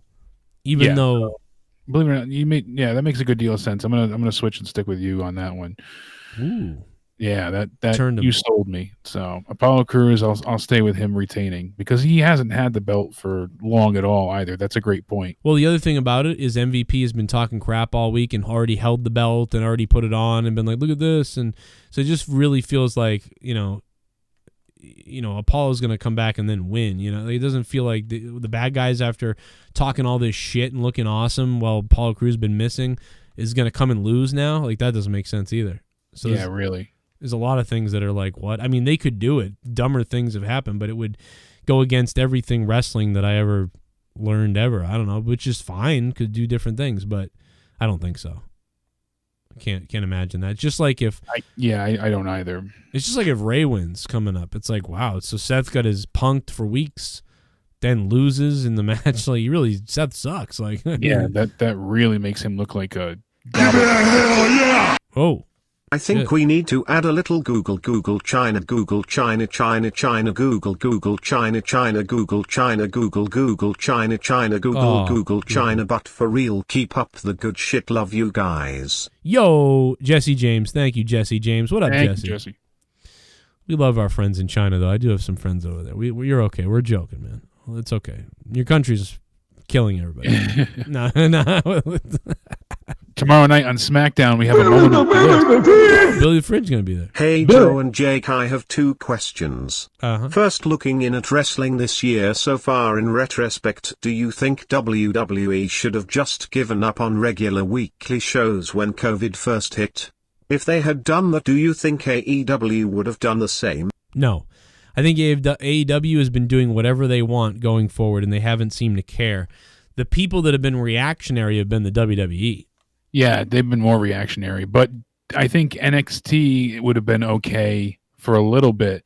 But Raw and SmackDown, I believe, didn't we say at one point SmackDown had to be producing new shows with their contract and sensing TNT for AEW? Or do you guys avoid conflict with others? Usually, I try and avoid conflict. I'm not confrontational. What is he talking about? I don't understand. Glorious Eugene, thank you, Glorious. Just asked a random question. He said you try and avoid conflict. A little bit of the bubbly. With who? Want some bubbly? In general, I believe. A little bit of the bubbly. That's it. Joe, what does the cunt of Ashley spray? It's the cum of many homeless men, and then she got pregnant and shot the baby out her hillbilly belly mouth. Oh my God. I mean, she did have a crazy hillbilly belly mouth on Throwdown, man. It was quite disturbing, to be honest. Quite the fupa. I have never seen anything like that in my life, dude. I have never ever seen anything like that. It was a hideous. And you've seen me naked, so. Well, no, that's hot. Super Chat Party. This was weird. You know I'm automatically attracted to beautiful women. I just start kissing them. It's like a magnet. I don't even wait. And when you're a star, they let you do it. You can grab them by the putsie. You can do anything. Thank you, Donald. Spaz Phoenix, thank you for the $20 Canadian. Donald Phoenix. Thanks, Donald. Spaz Trump. Yeah, you know you can do anything, man. You just grab him. Just grab him. He's not wrong about some of that. You know, some of the women, when you get to be a Hollywood star, they're just like, oh, yeah, okay. And then you do it, and then they're like, okay, yeah. No one says not. If you say no, it's different, you know. But I know what he's talking about. But he's also just talking shit. He's making it all up. He's in the locker room in the bus with the other guys, and he's like, you know what I do? He doesn't do shit. You don't do anything, Donald. He's just talking shit, trying to be cool. I get it. His mom hated him. I get it. Shit, that's what happens. It is. It comes down to that evil bitch. Right. It's people with mother issues. A lot of mother issues out there. Yeah. A lot of moms in the 80s were cunts. I don't know what the fuck happened. But they were just absorbed. Yeah, it's weird because back in the day, moms used to be a lot better, but something happened. They got tired of that 50s motif, and they wanted to get out and party and think about themselves. Yeah, dude, I know a lot of... That's what it turned into. That's why, big hair was a thing for a reason in the 80s. Right. Everyone wanted to get out and just dance. Really? Did you ever do cocaine while listening to Journey? Not Journey, Boston. Oh, really? I was listening to Boston while in Chicago one time, while on the beach, listening to the Beach Boys at the same time. I was doing cocaine while listening to Boston in Rhode Island. Does that count? I saw Chicago in Boston. Did you? Yeah, it was weird. And you saw Boston in Chicago. That I didn't see, but that would have been really cool, like wild if that had been able to happen. Right? I saw the circle. I saw Bob Dylan too once, and it was like enraging because I was up in the nosebleeds, and it's just like think of his regular voice, like yeah, and then imagine being in the towers of the TD Garden, and it's like, it sounded like a fucking like Indian, like Native American, like chanting is what it sounded like from up. It didn't sound like music. Oh, God. Yeah, so from like if you're in the front row, you're like, oh, this is hard to hear, but that's Bob Dylan, it's good. But then when you're up in the fucking bleachers listening to Bob Dylan, it sounds like and you're like, dude, is it gonna start raining and someone's gonna shove an ear of corn up my ass? Like, it was really weird. What do you think about Billy Corgan, man? First, everybody was like, oh, NWA is gonna go out of business, and this is definitely it's gonna fold, and Corgan's gonna call because it seems like that's the way they're gonna go. Like, what Dave Lagana or not? Is it Dave? Yeah. Lagana being gone. Now they considered having Nick Aldis, the world champion, be the new vice president. Ugh. But they felt that he was first thought suitable for the VP spot, but he doesn't have the same skill set that Lagana presented. So the wrestlers are reportedly very fond of Billy Corgan, and he treats people respectfully. It was also mentioned that Corgan wasn't very active in the company as of late. So we'll see what happens next with TNA. I mean, we know they're not closed. Just fucking end it yet, but I think they should just end it. Now, Corgan came out and said, I think that we will eventually hear like, hey, we tried, but that's all there is to it. Yeah, because, dude, you lost Cornette. That was a big deal. It really was. He was a good voice over there. It was he could plug it on his podcast and everything. Now everybody's got a sour feeling of like, oh, you got rid of Cornette. You guys suck. And then now Dave Lagana's gone, all because he like finger banged some bitch while she was asleep in bed with him, allegedly, which is weird. I mean, like, you're sleeping together for months. I mean, it's possible he just had a dream and woke up and was like, I don't know. But possible. And then chat was asking about Austin Theory. Where's he been? Because we haven't seen him in 3 weeks. And he was one of the ones accused of inappropriate behavior with a 13-year-old girl. Ugh. So what? We haven't seen him. It said the female fan alleged that Austin Theory added her to Snapchat and messaged her very gross things. She had no proof of those Snapchat messages, as she said that Austin Theory made her stop saving them so their messages can remain a secret. Ugh. This young fan was apparently trying to tell her story on Instagram, but nobody was listening. Then it was shared on Twitter, where the speaking out movement first took off. This is from a few weeks back. So somebody better prove it. If I was Austin Theory, another Theory, fan corroborated her story, saying, I can personally testify to what she's saying. I was there for this. What happened should have never occurred. And Austin Theory has yet to react at this point in time. I don't know if we have any updates, but so I guess some evidence was presented. I'm trying to do more for research. I didn't look into this before the show, but I would be raging ranting if I was Austin Theory. Like, if that stuff happened to me. He said nothing that I see yet. I'm looking through more here, but oh my God, dude, I'd be like, get the fuck, I'll call the fucking FBI. Take my fucking phone. Fucking search my computer and my phone. Do an investigation. I demand last tweet from him was June 23rd, and then I'm gonna sue your parents. Like, if I was not guilty, that's the stuff I'd be saying. I'll June 24th was the parents. accusations. The last tweet from him was June 23rd. So I'll cave your fucking head in. Certainly seeming guilty, if nonetheless, you know. I don't care what. And even if someone said don't say anything, I'd be like, fuck you, I'm saying something. I didn't do shit. I'm saying everything. I did not do this. I would be out there screaming at people. Like, I'd be flipping the fuck out. I'd be saying it like all day long. I'm not gonna let people think that I fucking talk to 13-year-olds and shit. Fuck you. Like, what the fuck? I'd be flipping out, dude. Like, you would see me like raging more than you've ever seen. The more I'm innocent, the more angry I get. That's how I work. If I'm quiet about something, I'll just tell you right now, if I'm ever quiet about stuff, there's a problem that I'm worried, or that he said that WWE hasn't responded to any questions on Austin Theory. His name has also not been mentioned on commentary, or his absence with Seth Rollins and Murphy has not been acknowledged on TV either. So WWE, as we know, they were fine with Matt Riddle. They heard his side. So he must have done something. It's certainly, allegedly, it seems that way. How about this? Austin Theory sucks anyway. How about that? Who gives a shit because he sucks? I mean, the former Evolve champion might want to beg to differ, but he hasn't been too impressive in WWE thus far. So what's he gonna do? A couple of fucking monkey flips off the bars, or like fucking do? That's 13. That's Danielle. That's her age. She just turned 13. That's disgusting. Yeah, that's gross, bro. That hurts my brain, bro. Like, 15's bad and like 16's bad and all that stuff. You see girls at 16 that look like they're 18, and it's still disgusting. It's a terrible thing, but you're like... But I remember girls that were 16 at the time, you know, so like you're like, all right, that's gross, but... They're still extremely immature, and there's a whole... Yeah, there's a control thing that can happen. Don't do it. You just don't do it. But 13, dude, that's to me, like, that's fucking crazy. That's like a child still. Like, that's like a little... Like, a buddy of mine was kind of arguing with me the other day, joking around, but he was like, "Oh, you're telling me if there was an 18 or 19-year-old girl and you were, hypothetically single, you wouldn't go and smash?" And I was like, "No, it's not something I'd be down with because the age difference is too extreme, bro. I'll fucking kill somebody." And I'm only 32, but still, the age difference and being that close to my daughter's age is just creepy. Yeah, man. I don't know, dude. I got no respect for people that don't stand up for themselves either. So if you didn't do it, I know. If you didn't do, I mean, I know you can, like, even Dr. Disrespect today. At least finally in that interview, we get some type of speaking out, right?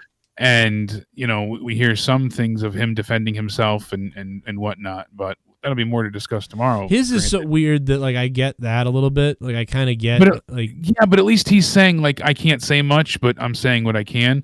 You figure Austin Theory, even if he has to be, he's in a precarious situation. He has to be precautious about what legal would allow him to say. He could say it. He could even say, if they tell him don't say anything, I'd still feign my innocence somehow. Yeah, or I would say, like, hey, I'm innocent. All this stuff is crazy. I can explain everything, and I'll do it in time. But right now, I gotta let my legal team handle it. Or whatever. But, like, say something. I mean, this is gross, dude. Like, what the fuck? Austin Theory said past 12, it's lunchtime. Yeah, wrestling mixtape. Austin Theory, you got the personality of a foot anyway, so fuck it. And I understand 19, 18 is legal, but that's still, pushing it. 19, that's fun. I mean, whatever. That's a adult, That's an a young adult. Point. But I'm just saying, to me, it'd be uncomfortable, but it's legal. I even get weird when, like, I see porn and it says 18-year-old fucking barely legal. Yeah, barely legal. I even get weirded. I get weirded by that. I'm like, ugh, like, I don't want to fucking, ugh, like, I don't know, dude. Like, and when my daughter becomes like 18, then that will be even weirder. Oh yeah, like thinking about, like, her friends and people that probably seem like real young people, and I see videos that say like 8, like just turned 8, like, ugh, like, I'm not even I'm staying away from that. Like, what the fuck? Like, I'm not into that, bro. Like, when I was 18 and 16 and stuff, that was awesome. Like, college girls, like, this happened. Like, you're like, yeah. And when you're in college, and even a little bit after, as years go on. So that's I get other people are into that. That's okay. It's legal and stuff. It's fine. All right. But I like look at that and I'm like, nah, fuck that. Shane Dawson looks at it and shows it to a 5-year-old. But no. Oh, God. But so do you think NWA should fold or? Yeah, I think we're just going to get an announcement in a couple weeks that, hey, we're done. We tried to keep things going, but without, even though despite Billy Magana and without, it's too much for us too much of an undertaking. Billy said it's all horseshit though, that they're fine. Like, it's going to be fine. He said that they're okay. They have no plans of closing, but we don't have much proof that they're doing anything either. Yeah, I mean, he could say that and be fishing for supporters, or I don't know. What have they done anyway? They've just been putting up. He said that that's not the plan, but they're still trying to figure out how to do a show. So they don't even know how they can do a show in such a complicated situation, they said. Yeah.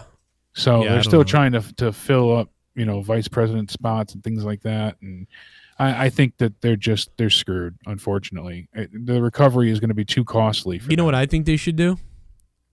I think they should start a series of behind the NWA's first 15 episodes or whatever they did. How many episodes did they do? Like 12? I'd be like behind the 12 episodes of NWA, while we're in Corona, and they do podcasts. Yeah.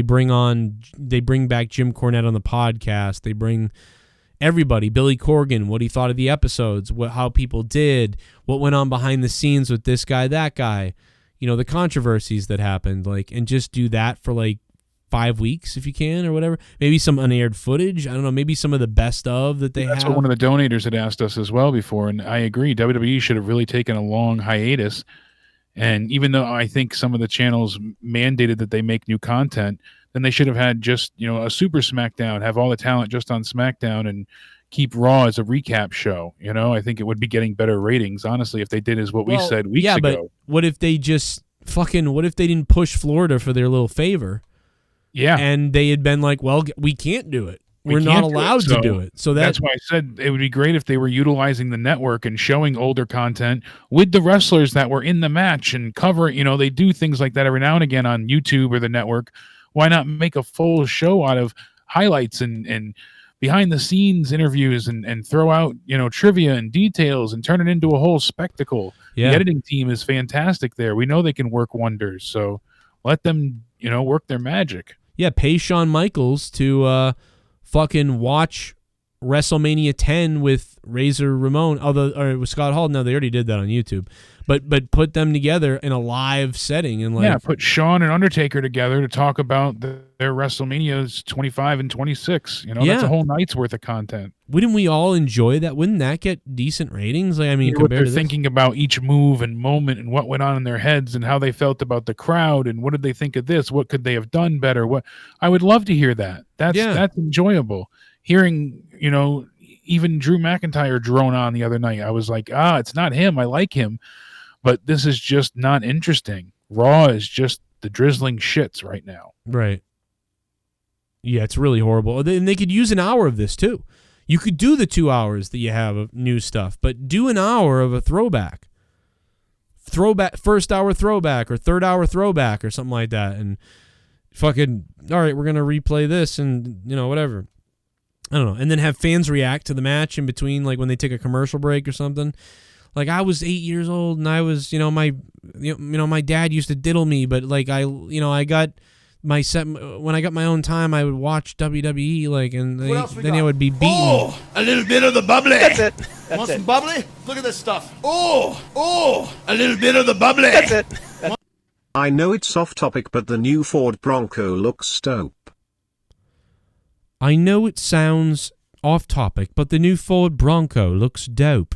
Oh, Hail Metal forever. Hail Metal! Thank you for the $3. Yeah, I heard the Bronco looked awesome, dude. Somebody said it was ugly the other day, and I said, you know what? I think it's fucking pretty cool. It looks futuristic. I think that's cool. Yeah, dude, I'm into this thing. I mean, certainly the throwback Bronco is great, like the original classic, the real Bronco. But this new one, dude, this new thing looks like they probably should have called it something else, but it looks fucking awesome to me. I don't know, dude. Let's pull it up. It's pretty cool. Let me see here. Let's see here.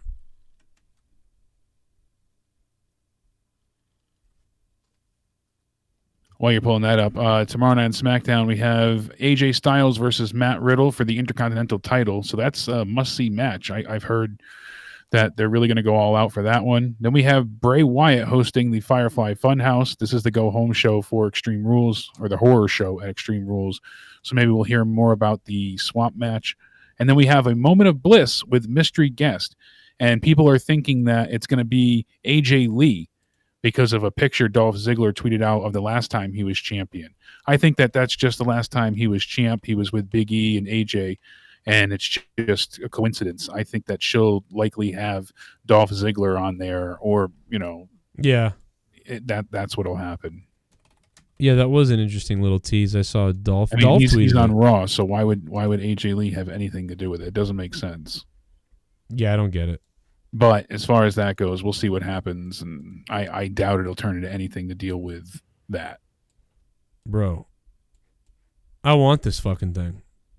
It kind of looks a little too homo beachy, but I like this thing. It's kind of. I like the look of it. I do. Yeah, I don't know. I like the original Bronco too. Growing up. Yeah, I like this thing. I'd have sex with a guy. Spot in my heart for it. Any guys out there, Sonny Kiss? Let's do it. I'll do it. I'll do it with you. I'm game. Look at that thing, man. It looks like the fucking General Lee in truck form. Kinda. Yeah, it kind of looks like. I fucking love the General Lee. Or whatever. I love that. It has a modern yet classic look all at once. I know that sounds asinine, but it really does, because the body looks new yet old. I mean, What a great description there from me, but that really is how I feel about it. It looks modern yet classic at the same time. Yeah, it has that. I know what I'm looking at. You know, I can see the old shape, but it has a modernized, sort of set to it. So it's interesting. What was the General Lee? Was that a Charger or a Challenger? I thought it was a Charger, right? I think it's a Charger, but I can't remember now if it was a Challenger. I think it's a Charger, but Challengers are cool too. But that's what this kind of reminds me of too. Is like this looks like it's right out of the 70s. A Charger. It's a '69 Charger, right? Yeah, '69 Dodge Charger. There you go. Yeah. So yeah, this looks like it's right out of that era, upgraded for the 2020s. It's got that nice. Yeah, it really does. God damn, I like this thing, man. What's it like, $50,000? Oh, I'm sure it'll be pricey. It's a lot better than the Tesla truck, that's for sure. The Warthog. Yeah, right. All that thing was missing was a turret, and it was ready to be dropped into Halo. Oh God, dude, I love the Charger. I love the Charger. That was always one of my favorites. I love that orange fucker from that Dukes of Hazzard, bro. Yeah, the General Lee is great. We'll have to skip out on the we'll have to not have the Confederate flag on it, but I'll exactly. But didn't they start remaking it with the American flag on it? I think they started doing that. I don't know. Yeah, we'll have to call it just the General instead of the General Lee, because General Lee owned slaves and fought for the traders. So now couldn't the Dukes of Hazzard come back on the air, because what they could do is, couldn't they CG out the Confederate flag and make it the American flag? They do the reruns? Yeah. Yeah, I'm sure they could if they really wanted to spend the money, but they can make it the American. I bet you they just put a disclaimer before the show, like they do with Disney Plus content. Oh, right. Like, yeah, the this is from a time where, this era was more accepting for... Yeah, we don't support They were less tolerant, but doesn't reflect our views today. Just fucking take it off, man. Just CGI the flag out. You'll be all right. It's the wheel spokes, too, that makes you think of the Bronco. See the wheel spokes? That's the same sort of pattern that was on the Bronco. And the front, square front, it just reminds me. Yeah, the square front is the real dead giveaway. Oh my God! Dead giveaway. Base model is a 7-speed manual transmission and costs $29,000. Bam. 29,000? That's not bad. What the fuck? I could buy. I mean, what the fuck? My Mazda's 26,000. Yeah, exactly. So that's a decent price range. I need to go rob a bank. I need to get rich somehow, guys. I need to get rich. I owe the government. I got to start an OnlyFans. That's really what it comes down to. They'd probably come take my car, to be honest. The government. JD would find that to be delicious. That would be funny. I don't know what it'd be worth now, though. What would my $26,000 2013 Mazda CX-9 be worth now? Probably only $8,000. I'm sure it'd be a bit more than that. All right, because I owe the government. Go through the blue book for that. So yeah, if they took, so I could see that. So if it really got bad, the government came for me. They could take my car, get their money back, it'd be all set, and then I would just have to go buy a used car. Yeah. Okay. Not a bad idea. I'll never get that Bronco though. That's not happening. But $30,000 isn't a bad starting cost. Yeah, it's a lot of money. That's without any bells or whistles, obviously, but. Yeah, a lot of cars have gone down recently. We bought that piece of shit Ford Fiesta for $16,000. Now, Kara's sister got a pretty good car for less than that. And I was like, wow, you got a good car for less than what I paid for a piece of shit. Yeah, there's better deals nowadays, so. Joe, tell Leah to start an OnlyFans. That's not a bad idea. Show her titties. Start one for our cat, too. Yeah. Well, I drive. Cover every fetish. Joe drives a mom car. Is that what's our soccer mom car? Yeah. But it's all souped up. Yeah, I mean... Real badass. He made it a dad-mobile. Yeah. I mean, we got 3 kids. I mean, what are you going to do? You know what I mean? What the fuck? It is what it is. It's not... It's could be worse. It's I like the Mazda, man. It's good. It's right here. This is my Mazda. Well, this ain't mine, but it's my whatever. That's a pretty cool car, man. I owe... We still owe $6,000 on it, so we're. That's not bad. Yeah, it doesn't look female. It looks kind of masculine. Yeah, this ain't I mean, we could have. I think it's not a soccer mom type car to me. That's a minivan. Yeah, like this is also the same car, but in silver. I wish we got silver because that looks way more badass. Silver does look badass. Like the silver one looks like a fucking Batmobile or something. Like I wish I got the silver one because this looks real cool. That's like, yeah, man, we're a business family, but instead we got the funny red one. You know, that's like, oh, we're a business family. This is like, hey guys, it's all right though. Mine's not this red though either. This looks more like cherry red. Anyway, we got a bunch of questions on the Patreon that we're gonna answer later. We're gonna answer them tomorrow because we didn't get to them in the show tonight. Bunch of questions for Out of Nowhere, so we are going to answer your questions tomorrow. And there'll be 2 little separate podcasts up from me and Jake, hopefully. Yeah, it'll be a good time. Yeah, so we will get your questions tomorrow. Unless let me check. Maybe there's not a lot. If there's not a lot, we'll do them. Fuck it. All right. But if there's like more than 5, I think we should wait till tomorrow. Yeah, there's 7. All right, so we'll tackle it tomorrow because I got to get up ass early. Yeah, there's plenty for tomorrow. We'll get them all tomorrow, guys. It'll be up on the Patreon and up separately. And we are out of here, man. There's... Thank you guys for being here. Shout out to Joe Compton, the Renegade. He's back. He's back big with a 99 bomb. Yeah. Peace out, yo. Thanks for listening, everybody. Thank you all. We'll see you tomorrow night for Monetize This. Going to be a hell of a night. Oh, that's right. You're going to be on Monetize This tomorrow. Yes, indeed. I'll be there. Dude, Jake's going to be on Monetize This tomorrow, everybody. Going to be a fucking blast. I can't wait. Holy shit. Corrupted Nation, my other channel, tomorrow night, 11 p.m. Eastern Time. Holy fuck. And then we're going to have podcasts up on the Patreon. Make sure you guys become patrons now. And subscribe to me on Storyfire. And don't forget Jake's stream Saturday at 3 p.m. Charity stream. I'll be promoting it Saturday, though, again. And I'll monetize this. I'm a charity stream right now. Thanks for watching. Good night. Penis. The Renegade. Joe Compton.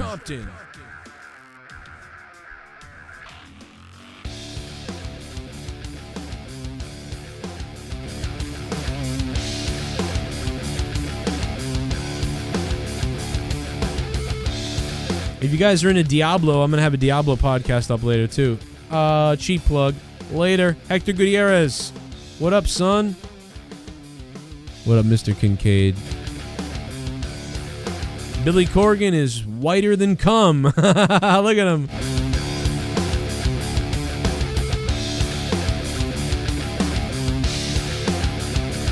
Dildo acid.